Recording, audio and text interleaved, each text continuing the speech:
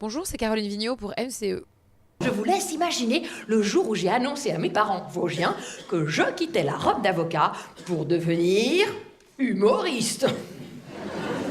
Ma mère a super bien réagi. Elle s'est jetée sur mon père pour le réanimer.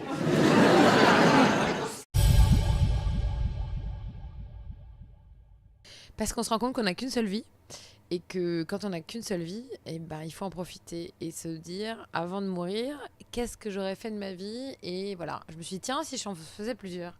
J'avais une vie d'avocate et à un moment donné, j'avais une vie d'autre chose. Et pourquoi pas un jour une troisième vie?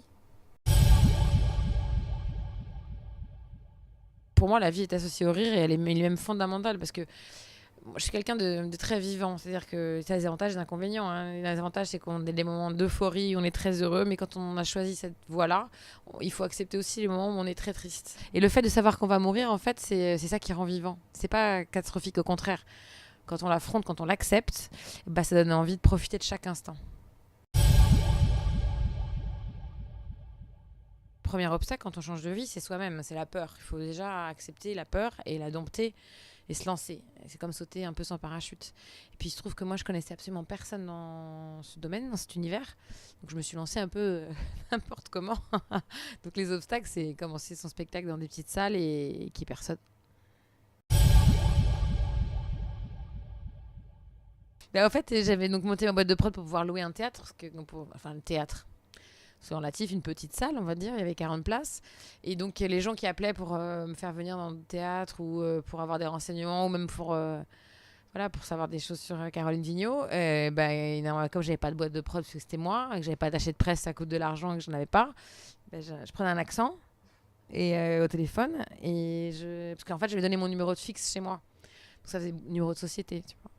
Et puis c'est moi, sauf que parfois je ne me souvenais plus de l'accent que j'avais pris la dernière fois. Et donc un jour, il y a une dame, elle me dit, mais c'est pas vous que j'ai eu la dernière fois. Je fais, ah non, mais on est nombreux dans la boîte.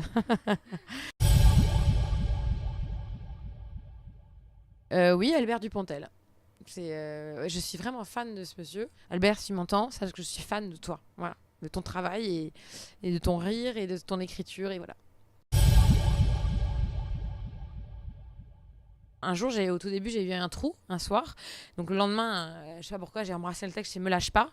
Et il se trouve que le lendemain, j'ai pas eu de trou. Donc du coup, la fois d'après, je dis je vais refaire pareil. Et c'est comme ça que je me suis créé ce petit rituel à la con. Et je me suis dit, c'est fou, la force de l'esprit, c'est qu'on s'auto-crée nos propres problèmes, tu vois. N'importe quoi. L'écriture de mon prochain spectacle. Et c'est très angoissant parce que celui-là, c'est un peu mon bébé. Donc, et c'est pas comme quand tu fais des enfants, parce que tu gardes les deux. En général, c'est rare que quand tu as un deuxième enfant, tu lâches le premier.